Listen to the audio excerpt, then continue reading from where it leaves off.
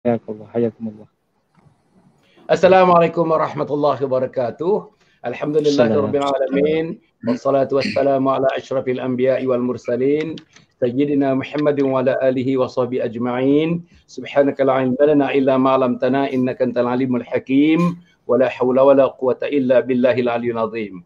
Qala rabbi shrah li sadri wa yassir li amri wahlul 'uqdatam min lisani yafqahu qawli. Qala Allah Ta'ala fi kitabil aziz, a'udzu billahi minasyaitonir rajim. Inna anzalnahu fi lailatul qadr wa ma adraka ma lailatul qadr. Lailatul qadri khairum min alfi syahr. Tanazzalul malaikatu war-ruhu fiha bi'izni rabbihim min kulli amr. Salamun hiya hatta matla'il fajr. Shadaqallahul azim. Para penonton yang mati sekalian, alhamdulillah bertemu lagi kita tuan-tuan dan puan. Untuk pengetahuan Datuk Tuan, untuk pengetahuan Tuan Syed, untuk pengetahuan Akil, kita mula siaran ni daripada 18 hari bulan Mac, hari ni 19 hari bulan Mei, 2 bulan 1 hari, 2 bulan 1 hari. Nampaknya dengan izin Allah, dengan kuasa Allah, dengan inayah Allah Subhanahu Wa Taala, tak ada satu malam pun nampaknya kita belum dapat bersiaran. Semua malam. Satu hari kita bersiaran 4 kali. Kita ada tausiah subuh, kita ada renungan zuhur, kita ada pukul 5 panel discussion macam ini, dan biasanya malam kita tutup lagi dengan panel discussion seperti ini. Tuan-tuan dan puan, alhamdulillah teman-teman yang datang. Betul. Ni banyak pada musim PKP, sebelum musim PKP ni. Tahniah alhamdulillah, insyaallah. Jadi kalau tidak dibuat macam tu Datuk Tuan, nanti diduduk dalam kelambu je, jadi kita nak keluarkan dia daripada kelambu ni, insyaallah. Jadi tuan-tuan dan puan kita akan bersiaran dengan tajuknya boleh tuan-tuan, ini hanya tajuk saja, tapi kupasan-kupasannya boleh di luar daripada sini, asalkan dalam kerangka kita nak mentarbiah diri kita, mentarbiah masyarakat dan mentarbiah umat melalui Ramadan yang penuh dengan barakah ini. Tajuknya tuan-tuan, Ramadan, rahmah, pengampunan dan bebas daripada neraka. Awwaluhu rahmah wa awsatuhu maghfirah wa akhiruhu idkhul minan nar. Tuan-tuan dan puan yang mati sekalian, bersama dengan saya tuan-tuan dan puan, alhamdulillah dah lama tak jumpa sahabat-sahabat ni tuan-tuan. Allah jumpakan kita di alam maya pun, tapi tuan-tuan, sahabat tu rasa mesra tu, walaupun kita tak boleh bersentuh, walaupun tapi tak apa, kemesraan menjalinkan kita tuan-tuan dan puan, insya-Allah. Yang pertama Datuk Tuan Ibrahim Tuan Man, tuan-tuan yang berhormat Menteri alam sekitar dan air.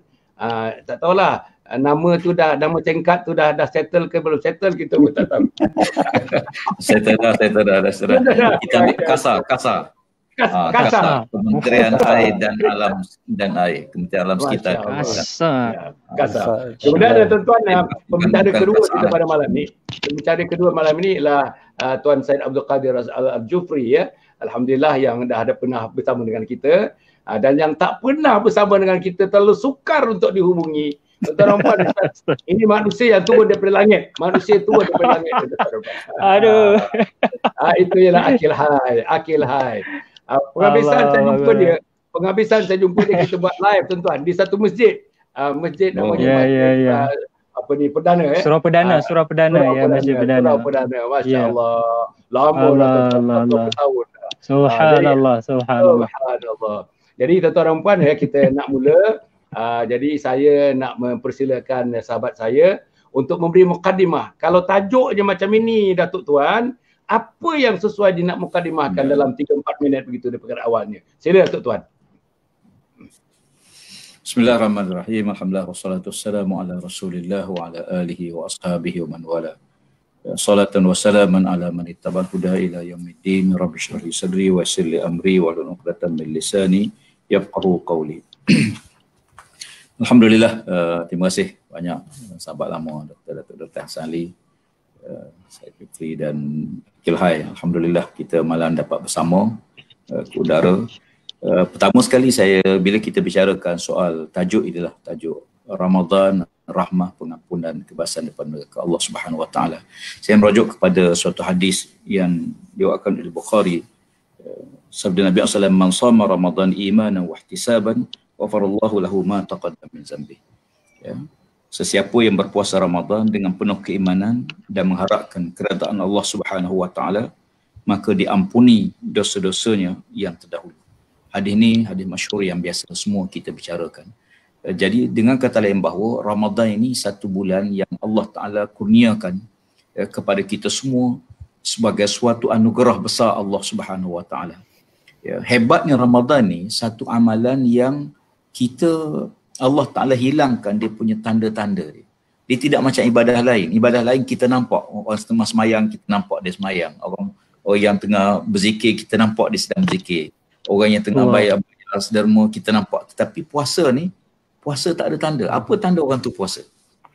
Tak ada tanda. Khusus mencarakan soal ni, maksudnya bahawa bila kita berpuasa tu, Allah Ta'ala hilangkan semua tanda-tanda yang boleh menimbulkan mungkin riak, sombong dan sebagainya.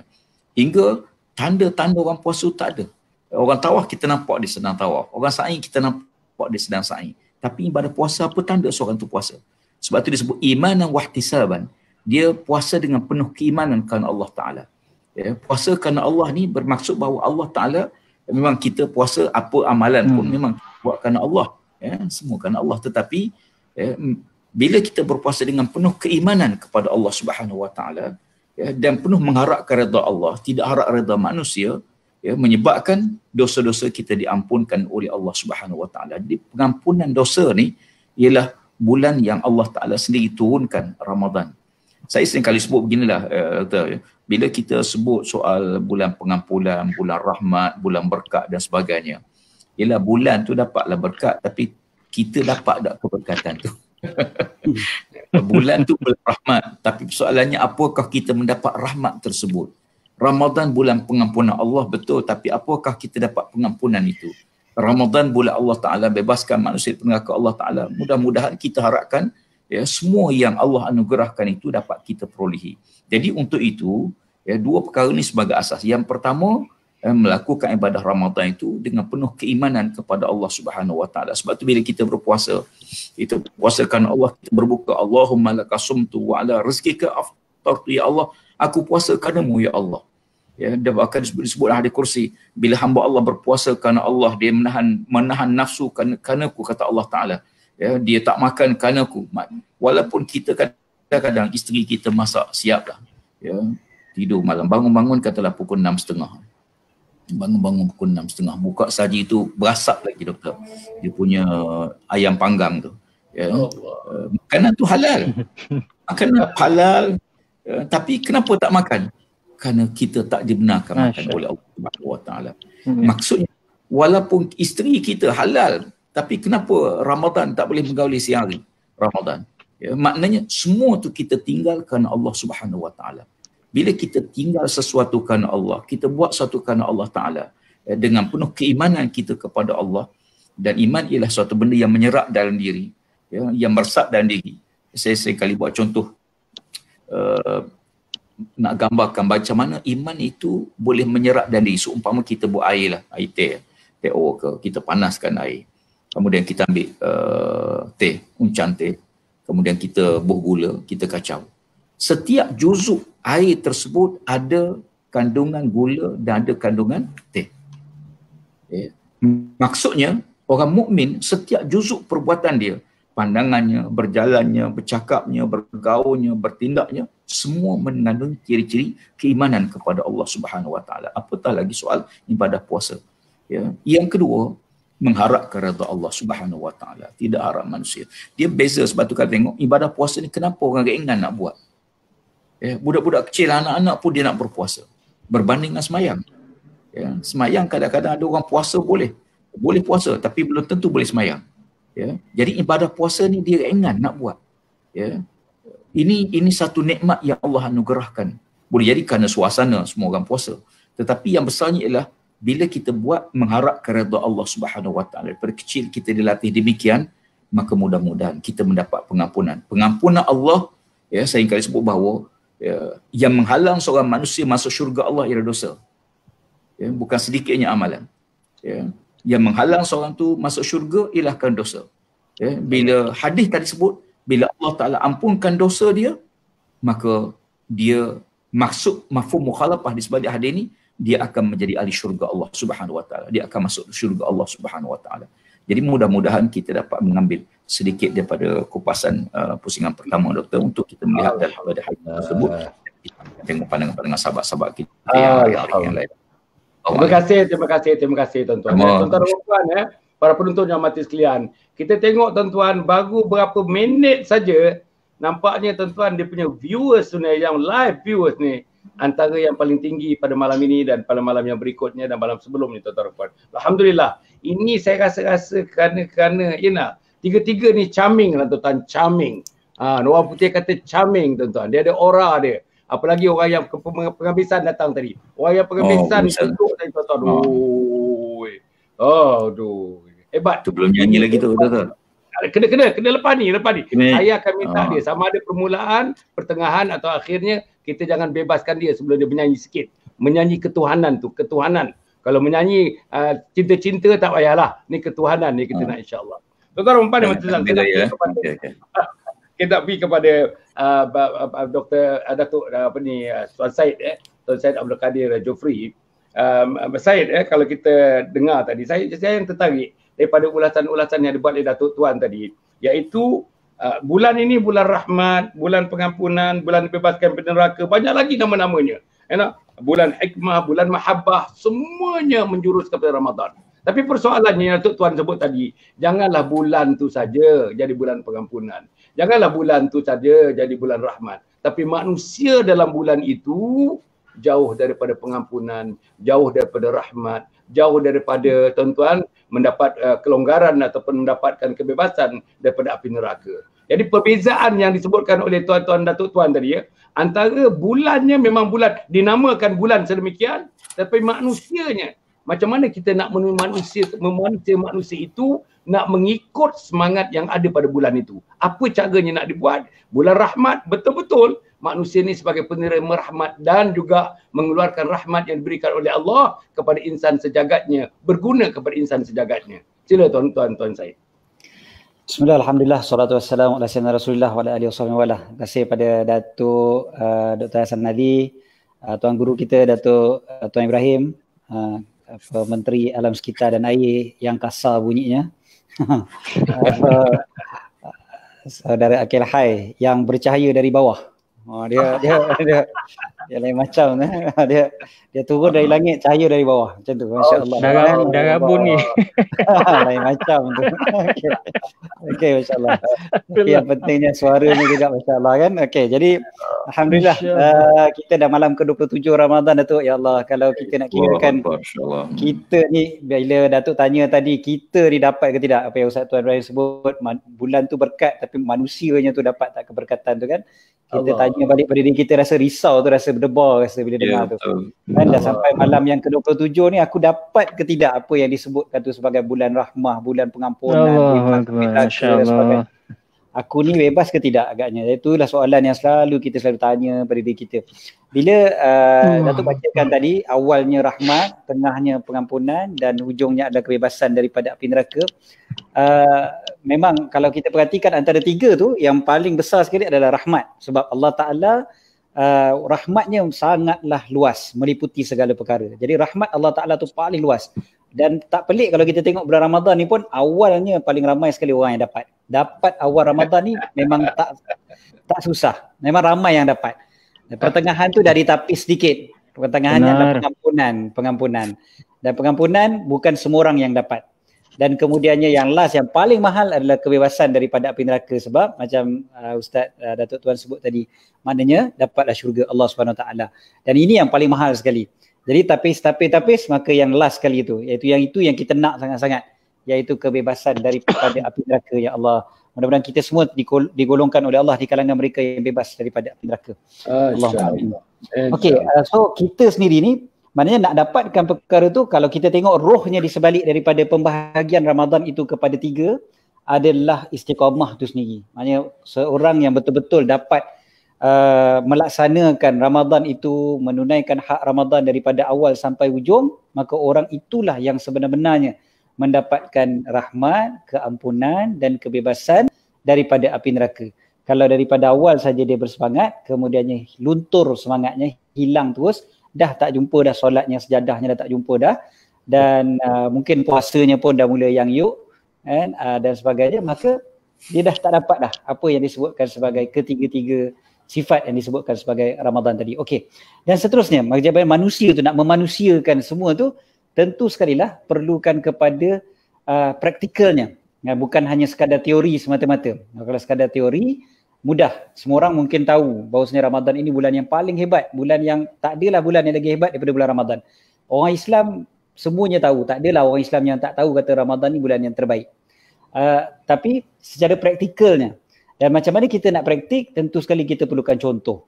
Dan contoh yang terbaik tak ada lain melainkan Nabi Muhammad sallallahu alaihi wasallam.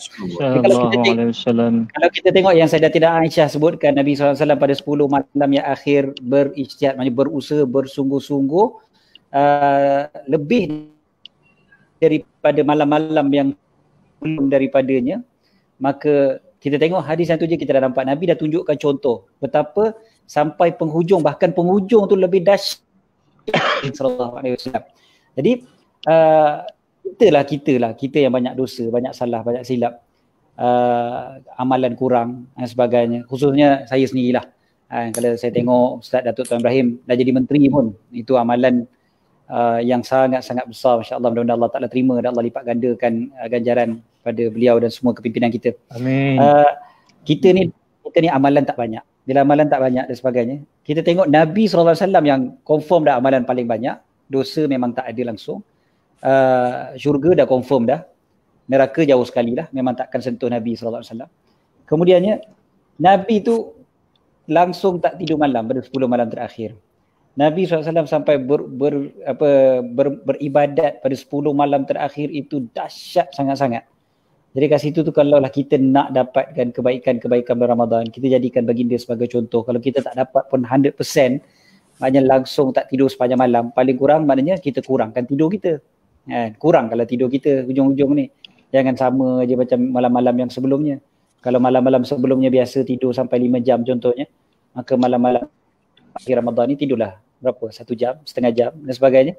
Ambil nap saja dah cukup dah. Contohlah. Okey, dan juga begitulah.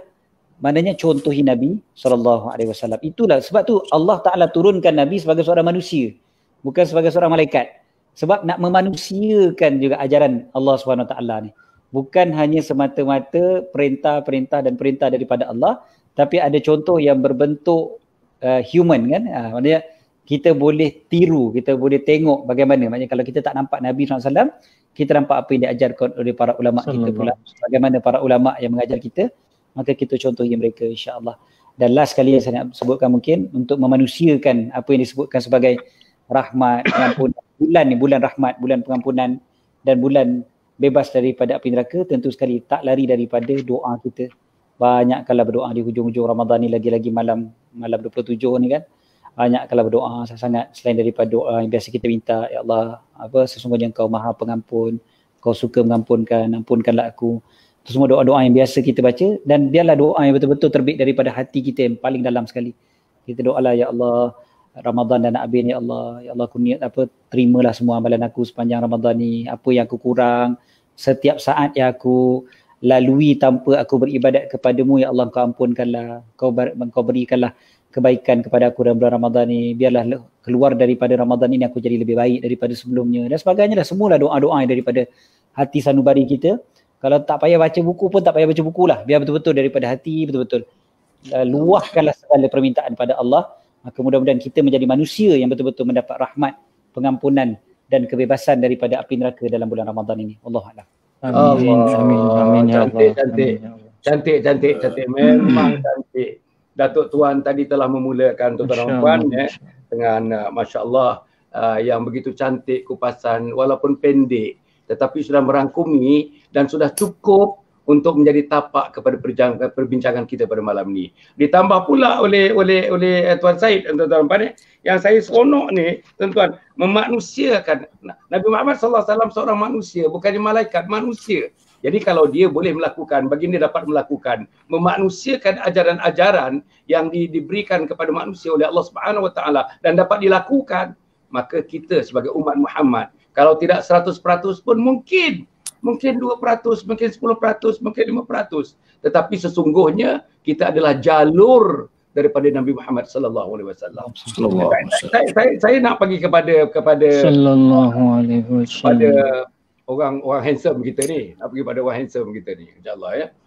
Yang saya tengok, saya dah kenal lama juga dengan dia ni. Antara manusia yang tak tua-tua ni, tak susah nak tua ni, Akil Hai lah orang dia. Okey. Akil saya petang tadi pun tadi kita ada satu program pukul 5 tadi, saya soalkan pada ustaz-ustaz tu dan dia menjawab. Tapi saya nak dengar jawapan daripada Akil kan. Tuan-tuan kita tengok ada budaya kita ni. Budaya kita ni berbeza dengan budaya yang dibawa Nabi Muhammad, dengan budaya yang dibawa oleh selepas Nabi Muhammad, para tabi'in dan sebagainya, dan budaya yang dibalik oleh orang-orang yang alim, ahli-ahli ibadah dan sebagainya. Apa dia tuan-tuan dan puan? Hujung-hujung ni, terutama 1/3 Ramadan, yang ketiga, the last third phase of Ramadan. 10 hari yang terakhir, 10 malam yang terakhir, itulah tumpuannya. Kalau yang pertama tu gear 1, gear 2, gear 3, gear 4, bila masuk saja 1/3 yang terakhir berRamadan, mereka applykan gear. Kalau ada overdrive tuan-tuan. Tapi di Malaysia lain tuan-tuan, di Malaysia lain. Kalau tengok masjid-masjid, kalau masjid dibuka, surau-surau dibuka, hari yang pertama yang disebut tadi, tahu saya apa yang disebut tadi? Hari yang pertama, bentang tikar di luar, bentang tikar di Serambi, buat lagi kemah. Tuan-tuan, bila dah masuk minggu yang kedua, gulung tikar balik. Masuk minggu yang ketiga, dah masuk minggu yang keempat, biasanya ini tambahan sedikit daripada jamaah yang biasa yang bukan Ramadan. Ada 2 saf, ada 2 saf tengah dan sebagainya. Anak-anak muda saya perhatikan, Tuan Ibrahim saya perhatikan anak muda. Saya tengok kadang-kadang saya heran, macam mana dia orang dia buat masjid tu memang 8 rakaat. 4 rakaat dah balik dah. 4 rakaat, tuan-tuan perhatikan, 4 rakaat anak-anak muda dah balik dah. Saya tak tahu imam apa, mazhab apa, saya pun tak tahu. Tapi apa yang saya nak tahu? Budaya ni. Ya. Sila. Bukan anak muda je, anak tua pun macam tu juga.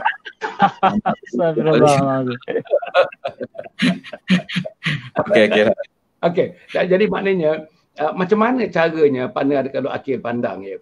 Kalau sekarang ni orang-orang berpusu-pusu di Jazair Arab ni, semenanjung Arab, tanah-tanah yang dekat-dekat negeri yang dekat berpusu-pusu. Yang naik kapal terbang, naik kereta, naik camel, naik kuda.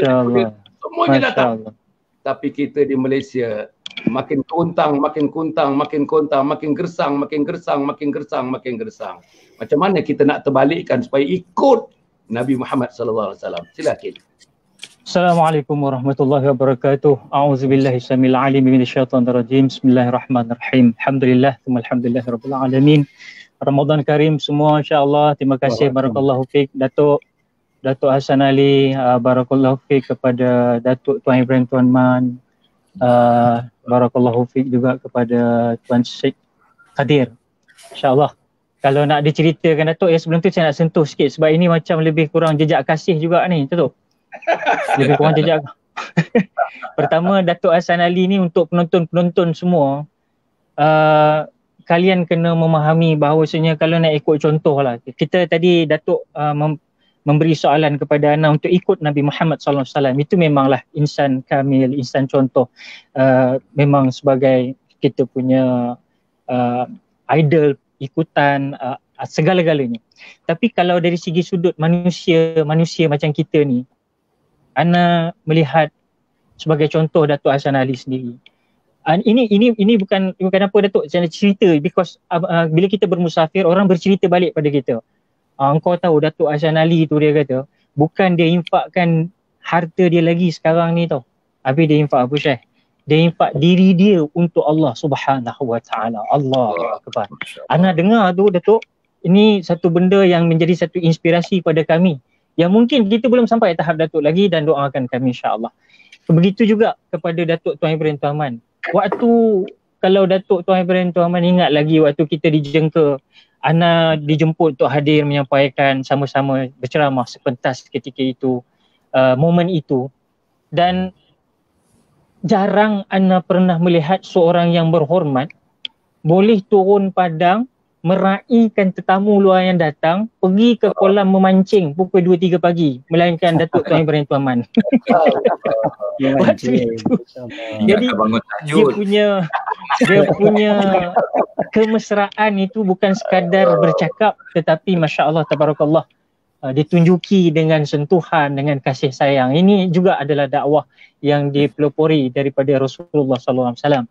Itu jadi maknanya kenal banyak dengan Datuk Tuan Ibrahim Tuaman, Datuk Hasan Ali ini. Masya Allah, tabarakallah, anak orang yang amat bersyukur kerana dapat sepentas dengan mereka yang alhamdulillah, dan Allah panjangkan umur mereka dan terus memanjangkan umur mereka dalam kebaikan dan hasanah. Begitu juga tidak lupa kepada Syekh kita, Tuan Syekh Kadir kita, insya-Allah Syekh Kadir kita yang beliau merupakan, saya melihat kebanyakan momentum beliau di dalam ialah media kebanyakannya, alhamdulillah. Jadi masing-masing ada tempat masing-masing untuk dakwah ini, insya-Allah. Jadi saya nak menjawab balik kepada soalan tadi, Datuk. Soalan mengenai memang sebenarnya masalah kita di negara kita ni ialah daripada dulu lagi adalah nak membezakan antara adat dan ibadat. Itu adalah satu isu ya sebenarnya. Nak membezakan antara adat dan ibadat. Jadi kalau kita tengok dalam perjalanan kita masuk ke dalam bulan Ramadan ini, pada awalnya memang seolah-olah analoginya beginilah. Kita diberi satu bakul ataupun satu troli oleh satu hamba Allah yang punya satu kebun ladang yang besar, segala-gala buah-buahan yang grade A dalam tu, sungai-sungai mengalir yang cukup tak pernah diusik orang. Macam sekarang ni lah Datuk Tuan Ibrahim, kita lihat sekarang bila musim PKPB ni, rupa-rupanya Sungai Kelang makin cantik rupanya. Alhamdulillah. Alhamdulillah. Jadi kesan dia, lapisan ozon makin menarik kita melihat. Ini kesan hikmah yang mungkin manusiawi tak nampak selama hari ini. Betul lah yang kata disebut dalam Al-Quran, yang merosakkan itu adalah tangan manusia itu sendiri. Mayufsidu fiha wa yasfikud dima, disebut dalam Quran. Jadi kita terkesan apabila melihat dengan mata basirah, nampaklah hikmah Allah jadikan COVID-19 ni sebagai antara makhluk Allah juga, walaupun musuh kita, tapi itu makhluk Allah. Tapi kita nak bagi tahu ialah bagaimana kita ada satu insan yang berhati besar menjemput kita masuk ke dalam taman yang penuh dengan seaneka juadah ini, buah-buahannya, dengan pohon-pohonnya, dengan sungainya. Kau masuklah dalam tu, Kel, kau masuk, kau ambil selagi boleh hasil-hasil tanaman, hasil mahsul ni kau masuk, kau ambil. Aku bagi kau sebulan aja. Kau masuk, kau ambil lah, and then kau keluar di ujung sana. Dan sekarang tadi Datuk dah bagi tahu, Syekh Jufri, Syekh Kadir pun dah bagi tahu, kita sekarang dah malam 27 Ramadan. Let's say lah tinggal 3 hari kot panjang umur kita. Maknanya kita ada 3 hari lagi untuk rengkuh. Orang Kedah kata duk rengkuh semua nak masuk dalam bakul ni, nak buat api keluar. Maknanya sempat tak sempat. Jadi persoalannya sekarang, memang dalam merentas desa ini, macam contoh kita merentas desa lah. Mula-mula tu memang semangat. Orang bersorak, memang hebat. Okay, going, moving, keep it up, don't give up, keep it up, don't give up. Mula-mula. Tapi bila sampai dekat penamat garisan tu, memang meletihkan sebenarnya. Itulah puncak segala-galanya. Dan ini yang kita hadapi sekarang ini.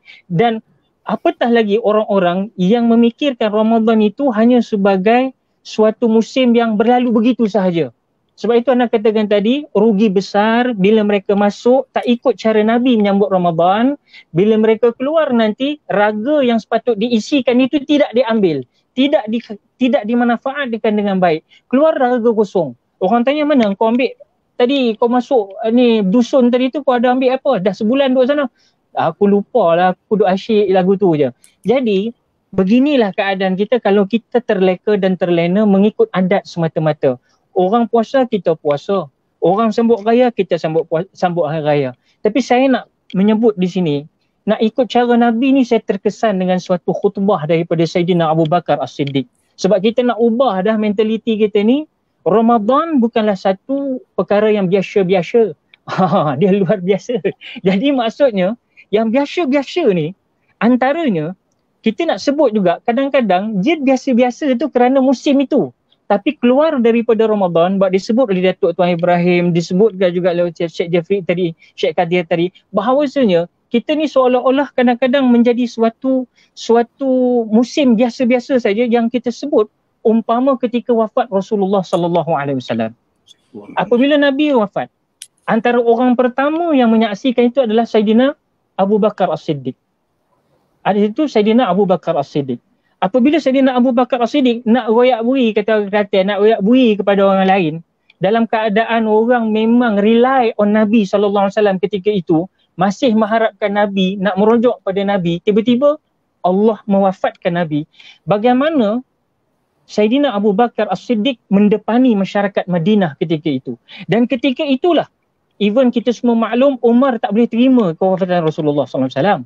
Tapi saya nak bagi tahu bagaimana dalam Al-Azkar disebut oleh Imam An-Nawawi rahimahullah ta'ala. Dalam satu hadis yang masyhur, khutbah Abu Bakar As-Siddiq menyatakan pada hari kewafatan Rasulullah SAW, apa kata Sayyidina Abu Bakar kepada seluruh ummah di Madinah?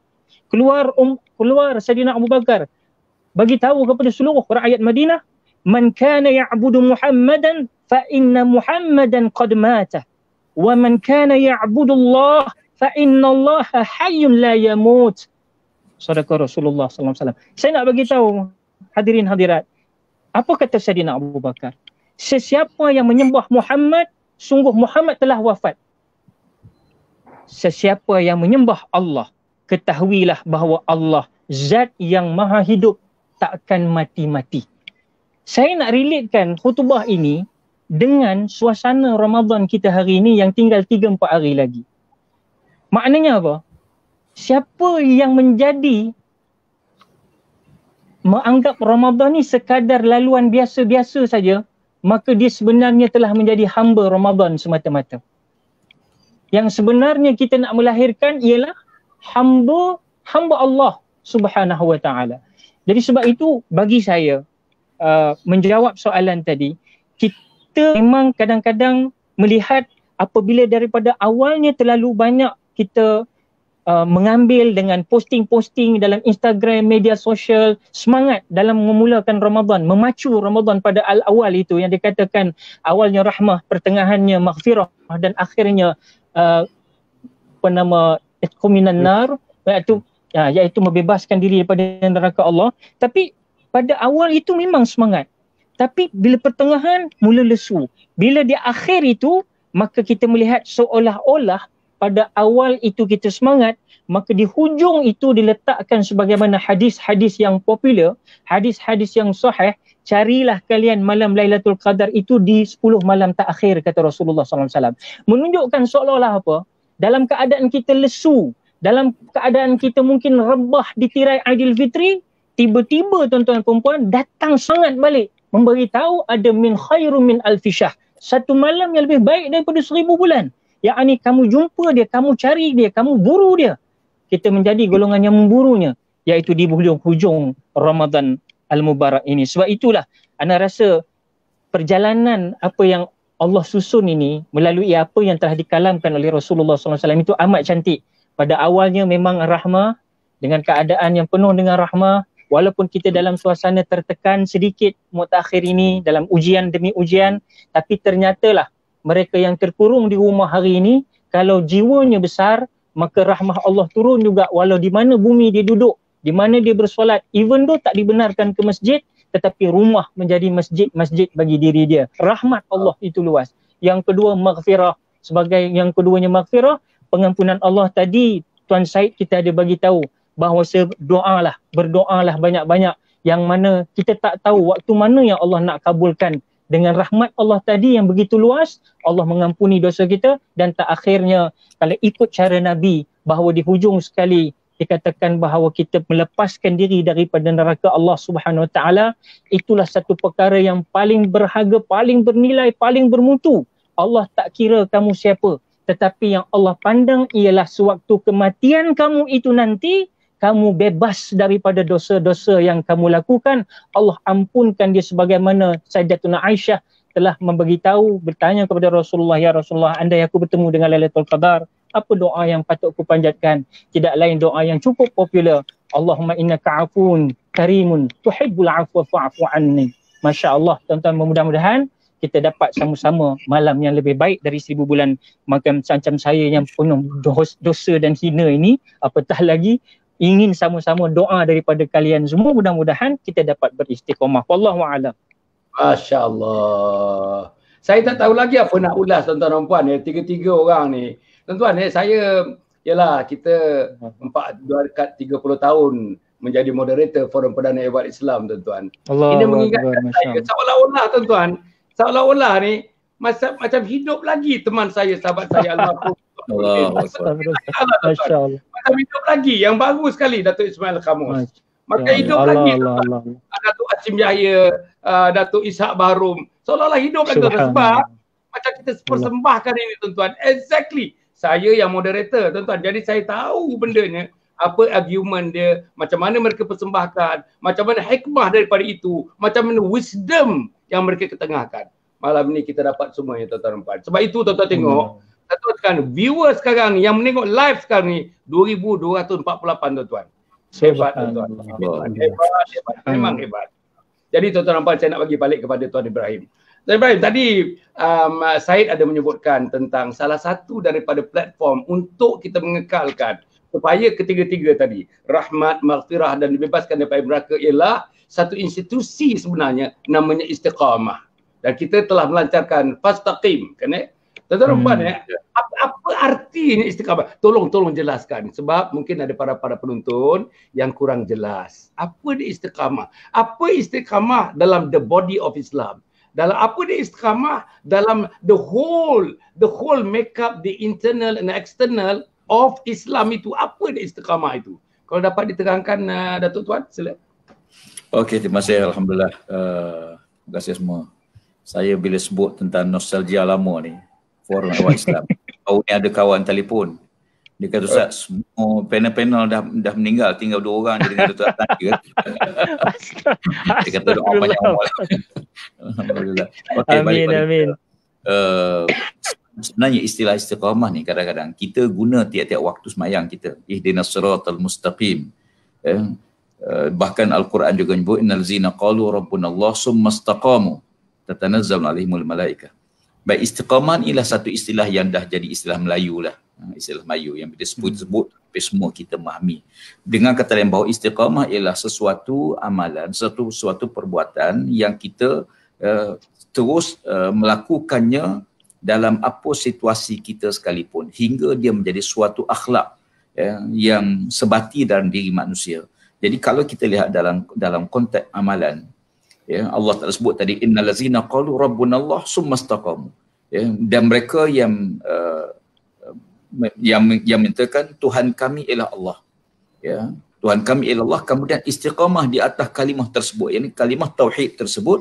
Allah tersebut tatanazzalu alaihimul malaikah. Malaikat Allah SWT akan turunkan pada malaikat Allah SWT.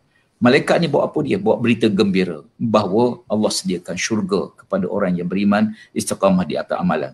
Bila kita semayang fardu, semayang sunat pun, semayang apa pun, kita wajib baca Fatihah. Fatihah ni semayang mayat pun dengan baca. Rokok tak ada, sujud tak ada, surah tak ada, tapi Fatihah wajib baca. Dalam Fatihah, yang kita minta pada Allah satu saja. Satu ni saya. Bahkan saya tengok dalam seluruh sistem Islam, bacaan yang wajib hanya dalam semayang saja. Dalam puasa tak ada bacaan wajib. Dalam zakat tak ada bacaan wajib. Dalam haji tak ada bacaan wajib. Yang bacaan yang wajib kita baca hanya dalam semayang saja. Bacaan semayang wajib ni 2 je. Satu Fatihah, satu tahiyat akhir. Baik. Dalam tahiyat kita tak ada khusus kita minta. Hanya puji-pujian kepada Allah Subhanahu Wa Taala, kecuali yang sunat-sunat pada hujungnya. Dalam Fatihah kita pun semua puji-pujian kepada Allah, yang mohon satu saja. Yang kita minta ni satu saja. Bermaksud bahawa dalam seluruh sistem hidup Islam ini, yang Allah Ta'ala wajibkan kita minta kepada dia ialah satu. Apa dia? Ihdinas siratal mustaqim. Ya Allah, tunjuk pada kami jalan yang kami boleh istiqamah, jalan yang lurus, jalan betul yang kami boleh istiqamah di atas jalan tersebut. Maka para ulama dalam bahaskan konsep permohonan ini ada 2. Satu, minta pada Allah Ta'ala petunjuk. Minta petunjuk supaya kita boleh beza mana yang hak, mana batil, mana jalan yang betul, mana yang salah, mana jalan Allah redha, mana jalan Allah murka. Iaitu kita minta petunjuk Allah Subhanahu Wa Taala dengan ilmu pengetahuan dan sebagainya. Yang kedua ialah kekuatan untuk melakukan. Kadang-kadang ramai orang tahu benda haram tapi dia tak ada kekuatan untuk tinggal yang haram. Dia tahu benda tu benda sunat, sepatutnya dia boleh buat, tapi dia tak ada kekuatan untuk buat. Ya, jadi kekuatan ni dia bergantung pada 3 aspek. Yang pertama sekali, kita mau tak mau kita harus mengakui bahawa kita perlu kekuatan spiritual, kekuatan hubungan dengan Allah Subhanahu Wa Taala. Tanpa kekuatan yang Allah bagi pada kita, tak ada siapa boleh melakukan satu amalan. Ya, kadang-kadang kita ambil contoh saya lah, diri kita semua. Ya, kenapa kadang bila kita tahu fadilat baca Quran, tapi buka je Quran mengantuk. Baca ke buka je Quran mengantuk terus. Bila sembahyang tarawih tu mengantuk terus. Habis tarawih segar. Tengok Masya Facebook Allah. Jam. Tengok dia berjam-jam, tapi bila buka Quran dia mengantuk dah. Ini contohlah. Saya nak ambil perhatian. Jadi kekuatan tu sangat penting. Yang pertama, kekuatan kita dengan Allah Taala. Saya setuju apa disebut oleh sahabat-sahabat semua bahawa selain pada kita berusaha, kita memang kena minta doa pada Allah Subhanahu Wa Taala. Mohon kekuatan oleh Allah Taala supaya Tuhan beri kekuatan. Ada orang yang sangat hebat. Saya baca kisah-kisah Sayyidina Osman bin Affan sebagai contoh. Macam mana dia boleh khatamkan Quran? Sayyidina Osman bin Affan mengkhatamkan Quran, riwayat menyebut 1 hari 2 kali. Masya Allah. Ya. Kita ni belum khatam lagi. Nak habis Ramadan. Dan orang-orang yang hebat beginilah, walaupun masyhur 3 hari sekali, ya. Kalau kita boleh habis 3 hari 1 kali khatam, Masya Allah. Ya. Jadi maksudnya kekuatan. Yang kedua, kita harus akui bahawa kita kadang-kadang kita perlu bersahabat dengan sahabat yang boleh bimbing kita, ya, ke arah kebaikan. Sebab dia dipengaruhi. Macam kita contoh, bila kita pergi ke Mekah, kenapa kita rajin pergi masjid? Ya, sebelum masuk waktu tu dah pergi dah masjid. Ya, di rumah memang dengar qamat baru pergi. Ya. Tapi di Mekah ni sejak awal kita pergi. Kemudian kita masuk masjid, mesti kita semayang. Semayang sunat atau masjid, semayang sunat macam-macam. Ya. Jawapannya kerana suasana membentuk kita demikian.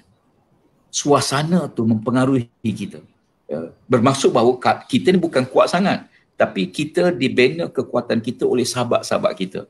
Saya sering kali sebut contoh macam besi berani lah. Jadilah besi berani, jangan jadi besi penakut. Ya. Besi berani ni, besi berani dia boleh tarik yang lain, dia boleh tarik besi lain kepada dia. Ya. Tapi kalau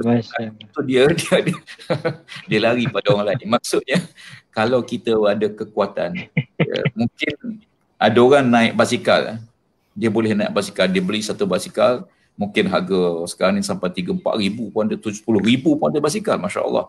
Berapa orang naik? Benar. Seorang je naik. Kalau orang beli motor, dia boleh naik 2 orang. Ada orang mampu bawa kereta, boleh bawa 5-4 orang. Ada orang mampu bawa bas, dia boleh bawa 40 orang. Ada orang mampu bawa kapal terbang, dia boleh bawa 300-400 orang. Maksudnya, kalau kita kekuatan, kita tengok, kita mampu menarik orang lain. Ya, itu hebat, Masya Allah. Sebab tu kalau tengok tokoh-tokoh hebat ni dalam sama dalam Islam ke, dalam dunia politik ke apa sekalipun, tokoh-tokoh hebat ni dia bukan bawa diri dia, dia membawa bersama orang yang bersama-sama dia.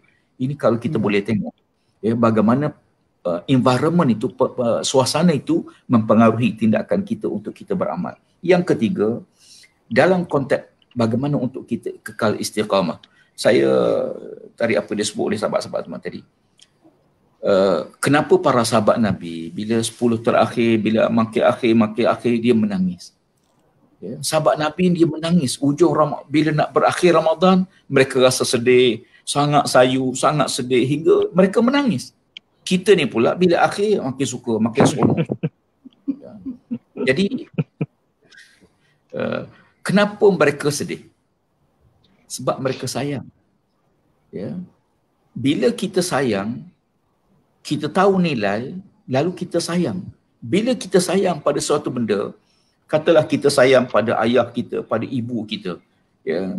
Ana baru ni hadir kebetulan almarhum Ustaz Ismail Kamus, sampai saat akhir beliau memberi nafas, saya kebetulan berada dekat beliau. Ya. Sampai baca Quran, baca Yasin, tak sempat habis Yasin. Ya. Kemudian saya pergi dekat beliau waktu hujung-hujung sangat, dalam beberapa minit saya lagi sebelum dia mengemun nafas, saya usap kepala, dia mengucap, saya cium dahi dia, semua orang menangis, anak-anak menangis, kawan-kawan menangis. Dia masih belum meninggal dunia, tapi kita tengok dia perlahan. Saya nak sebut gini, kenapa boleh menangis? Ya, sebab kita tahu bahawa kita semua sampai masa kita akan pergi. Ya. Mak kita akan pergi, ayah kita akan pergi, anak kita yang kita sayang akan pergi. Kita boleh menangis. Kenapa? Kerana kita sayang. Tapi bila kawan kita yang kita kenal sambil lewat, kenal tak kenal, dia kawan beritahu, Ustaz, sipulan-sipulan dah meninggal dunia. Kita buat innalillah. Kita kenapa tak menangis? Sebab kita mungkin kenal tapi tak sampai tahap sayang. Ya. Bila kita sampai kita cinta, kita sayang, kita rasa kehilangan dia. Rasa sangat kehilangan. Dan inilah yang dirasai oleh para sahabat Nabi. Ya, di mana para sahabat merasai kehilangan Ramadan tu makin hujung. Ya, Ramadan akan pergi. Siapa boleh tahan Ramadan? Macam nyawa juga. Nyawa kita tak boleh tahan. Ya, Ramadan akan pergi meninggalkan kita. Ramadan akan pergi meninggalkan kita. Jadi hargai sesuatu waktu ada. Jangan menyesal bila tak ada. Ya, hargai sesuatu waktu ada. Malam ni malam 27 Ramadan. Ya, besok 28. Ya, 29. 2-3 hari lagi. Hargai sesuatu waktu dia masih ada ni. Kita nak minta ampun, kita nak bertaubat pada Allah, kita nak bayar hutang, kita nak sedekah, kita nak derma, kita nak apa pun. Waktu hujung-hujung ni lah. Innamal amal bil khawatim, kata Rasulullah. Amalan tu dilihat oleh Allah pada hujung hidup kita. Ya, bukan awal sehingga dia ajar pada kita doa Allah makhtim lana bi husnul khatimah. Ya, supaya penutup hidup kita ni dekatnya husnul khatimah. Ya, bukan awalnya, bukan pertengahnya, hujung-hujung ni. Ramadan pun hujung-hujung ni. Hujung-hujung ni, Allah Rabbi. Mudah-mudahan kita semua pada hujung-hujung ni, ya, saya nak simpulkan beginilah. Hargai sesuatu waktu ada supaya kita tidak menyesal bila tak ada. Ya, kadang-kadang kita ada tok-tok guru kita mengajar, hargailah. Ya, ramai kadang-kadang kawan-kawan kata, Ustaz Allah, kita sedih sekarang tak lagi semain terawih. Masjid pun tak boleh pergi. Saya kata waktu boleh pergi dulu, tak pergi juga kadang-kadang. Tapi bila tak boleh tu kita rasa. Bila dah tak boleh tu kita rasa, Allah Rabbi. Saya baru ni pergi semain pertama di Benar Semain Jumaat kan. Allah, rasa masuk masjid tu rasa nak menangis. Pasal apa? Sebab ya, kita rasa betul. Ya. Jadi oleh kerana itu, sementara hujung-hujung Ramadan yang masih ada ini, ya, ambillah kesempatan. Kalau kita tak boleh baca Quran, kita berzikir. Ada orang miskin, dia tak boleh derma, macam tak apa. Jangan duka cita apa yang kita tak boleh buat, tapi buatlah apa yang kita mampu buat. Ya. Jangan sedih apa yang tak boleh kita buat. Oh Ustaz, saya tak reti baca Quran, orang lain reti baca Quran. Jangan duka cita. Tapi apa yang boleh? Yang boleh kita berzikir. Maka kita berzikir. Ya. Orang kaya mungkin boleh sedekah derma. Kita ada orang miskin tak mampu. Tapi jangan suka cita apa yang tak boleh kita buat. Tapi buatlah apa yang kita mampu buat. InsyaAllah mudah-mudahan doa sama. Ya, mudah-mudahan Allah Ta'ala beri istiqamah pada saya, khususnya pada sahabat-sahabat semua. Ya, dalam agama. Amin, ya Allah. Bertemu dengan Allah Ta'ala. Dan penuh keimanan kepada Allah. Wallahu'alam. Masih ada. Alhamdulillah. Terima kasih. Masya Allah. Tuan-tuan dan puan-puan, huraian-huraian yang diberi, contoh-contoh yang diberi, anekdot yang diberi, tuan-tuan para penonton yang mati sekalian, ajak anak tuan-tuan, ajak anak, masih ada lagi. Kita nak berhenti ni sekitar dalam 20 minit, dalam 25 minit lagi. Ajak anak, ajak menantu, ajak semua, ajak isteri, duduk tuan-tuan. Siapa yang buka tuan-tuan laptop, tengok dalam laptop tu tuan-tuan. Kalau ada yang big screen, buka big screen malam ni tuan-tuan puan. Kita tengoklah tuan-tuan. I think it is a rarity. Bukannya mudah nak dapat yang macam ini. Bukannya mudah nak dapat tuan-tuan ulasan-ulasan yang sebegini. Bukannya mudah nak dapat percontohan-percontohan yang sebegini. Tuan-tuan puan, saya harap insya-Allah mudah-mudahan Allah memberikan kerahmatan. Entah macam mana 27 malam 27 Ramadan, 3 orang ni bersama-sama dengan kita. Kita tak cerita orang itu, tak cerita orang ini. Tak banding orang itu, tak banding orang ini. Kita binti cerita diri kita tuan-tuan. Keluarga kita, masyarakat kita, insya-Allah supaya kita sama-sama berbondong-bondong kita menjadi tetamu Allah yang dikasih, yang disayang, yang dicinta oleh Allah Subhanahu Wa Taala. Kita nak minum bersama dengan Nabi di Telaga Kautsar nanti tuan-tuan puan untuk kita masuk di syurga Allah Subhanahu Wa Taala. Saya nak pergi kepada Tuan Said ya. Tuan Said ya. Tadi saya nak ulas sikit lagi ni yang ucapan Abu Bakar Siddiq kepada hadirin yang ramai waktu kewafatan Nabi Muhammad sallallahu alaihi wasallam.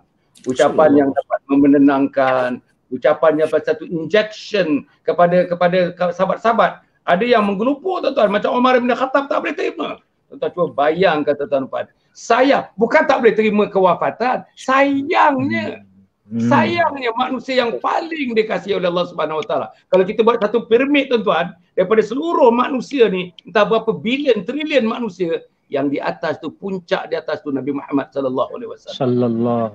Sayangnya Allah kepada baginda. Tuan-tuan, itulah yang menyebabkan Umar bin Khattab dan sahabat-sahabat yang macam dia tak boleh terima kewafatan Nabi Muhammad. Tapi muncul Abu Bakar Siddiq dengan wisdomnya, dengan hikmahnya, dengan tuan-tuan ya, dia jaga perasaannya, jaga jiwanya, jaga hatinya, melontarkan sesuatu yang orang tak boleh fikir. Kalau kau bergantung kepada Nabi Muhammad, Muhammad telah pun wafat. Tapi bergantung kepada Allah, Allah tidak akan mati-mati. Tuan-tuan dan puan-puan, sila Tuan Syed kita kembangkan sikit dengan kita mengambil contoh Ramadan yang terakhir ini untuk persembahkan dalam kepala, dalam hati anak-anak muda dan anak dewasa dan yang tua macam saya ni, supaya ada sesuatu pegangan dalam hidup kita ni. InsyaAllah, sila Tuan Syed. Bismillah, alhamdulillah, salatu wassalamu ala sayyidina Rasulullah. Tadi Datuk Hasan Ali ada sebutkan tentang ehwal Islam tadi tu.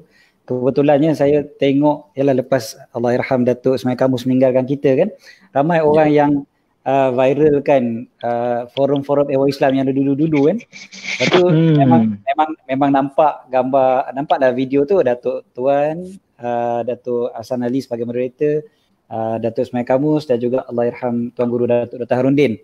Yang saya nampak memang betul lah Datuk, tadi Datuk Hasan Ali sebut akhir hayat tak tua-tua.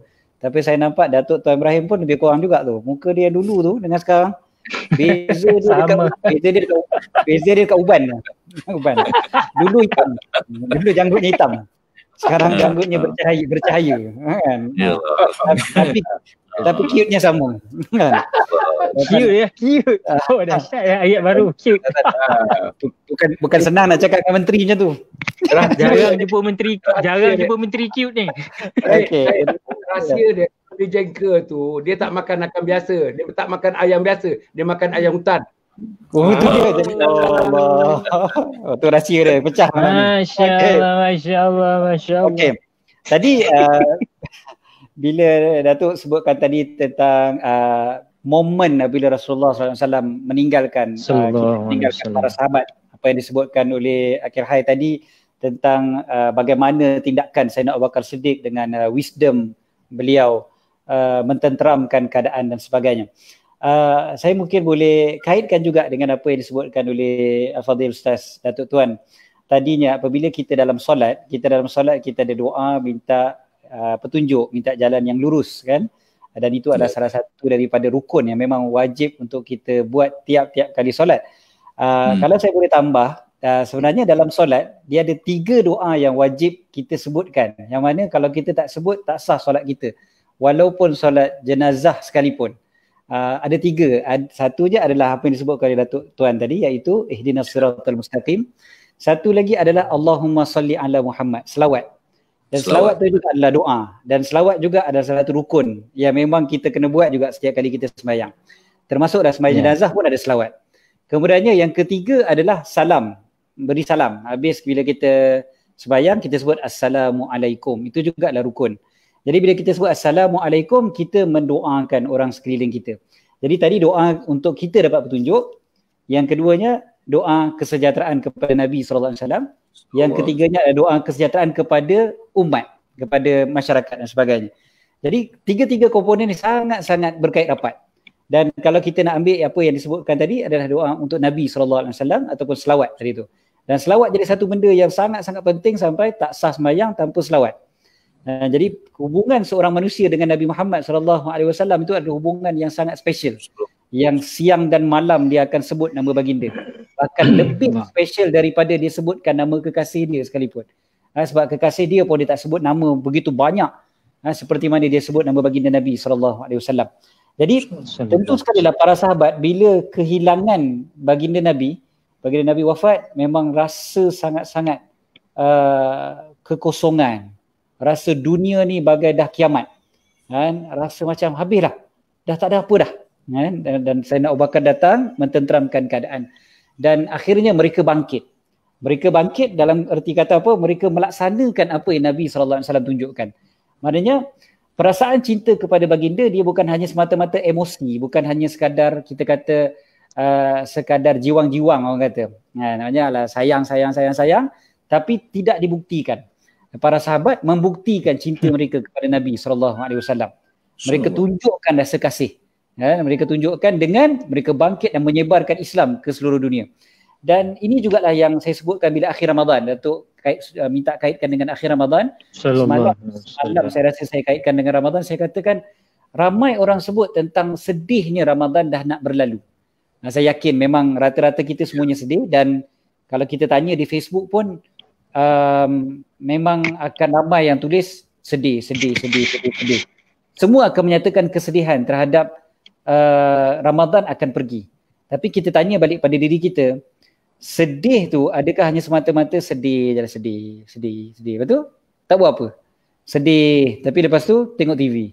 Sedih tapi duduk sembang.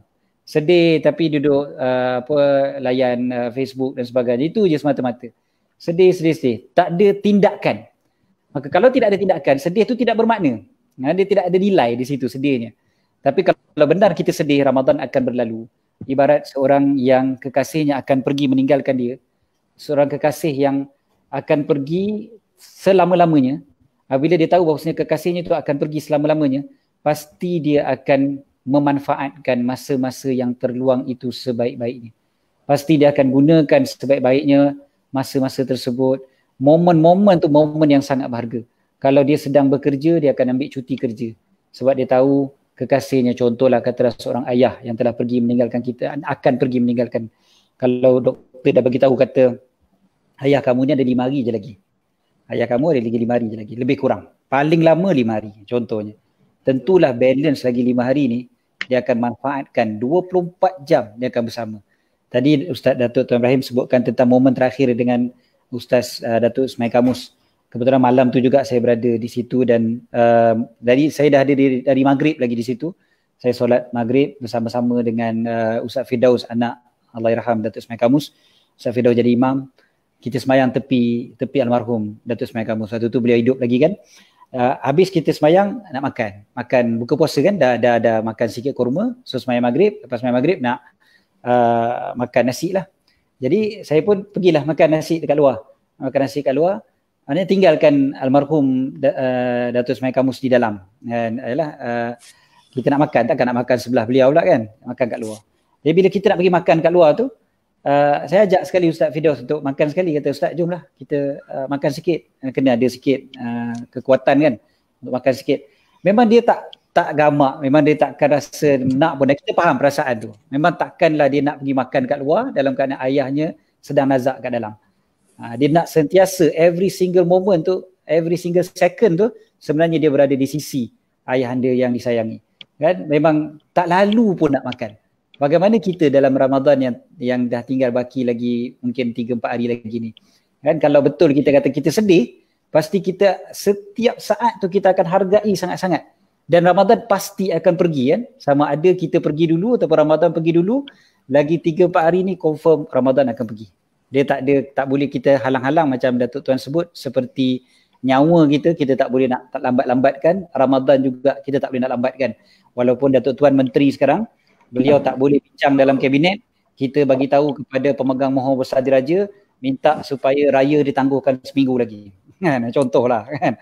Jadi pengumuman ke besok tak raya, minggu depan baru kita raya. Tak mungkin boleh begitu. Kan? Tak boleh. Ada kuasa besar mana pun tak boleh nak tangguhkan ataupun nak stopkan Ramadan daripada pergi. Jadi marilah sama-sama kita manfaatkan saat-saat terakhir kita bersama dengan Ramadan. Jangan sekadar sedih, tapi kita gunakan sebaik-baiknya. Wallahu a'lam. Masya-Allah tuan-tuan. Saya memperhatikan tuan-tuan live view ni. Tuan-tuan kita ada 2,733 sekarang ni tuan-tuan. Antara saya rasa pengalaman saya antara yang paling tinggi, dan satu penghormatan kepada teman-teman sahabat-sahabat 3 orang yang ada di depan tuan-tuan dan puan insya-Allah. Dan saya harap tuan-tuan lagi tuan-tuan like and share. Tuan-tuan like and share and tagging, buat tagging, tag kawan-kawan tuan-tuan. Kita nak tuan-tuan, saya lah dah terlibat dalam forum-forum yang macam ini. Saya rasa tuan-tuan nampak ialah kita rasa hidup. Entah macam mana kita hidup, ngantuk pun hilang ngantuk pasal hidup. Pasal yang tu cerita ni, kita cerita diri kita. kita cerita keluarga kita cerita masyarakat kita cerita umat kita. Itulah dia tuan-tuan. Inilah cerita umat, Nabi cerita umat dan kita kena cerita umat tuan-tuan dan puan. Saya nak pergi kepada Akil ya. Tadi ya Datuk Tuan menyebutkan antara kekuatan-kekuatan ni. Kekuatan spiritual, sahabat-sahabat yang boleh membimbing, banyak menangis, sayu, ada rasa sayu dalam diri kita, terutamanya Ramadan nak meninggalkan kita. Dan disebutkan situ hargai waktu. Saya nak ambil contoh ni. Rasa saya 100 tahun yang lepas dengan 100 tahun yang akan datang, mungkin kita tak jumpa dengan momen yang macam ini. COVID-19 dan PKPB. Kita tak jumpa saya kata. Kerana macam mana? Satu dunia tuan-tuan.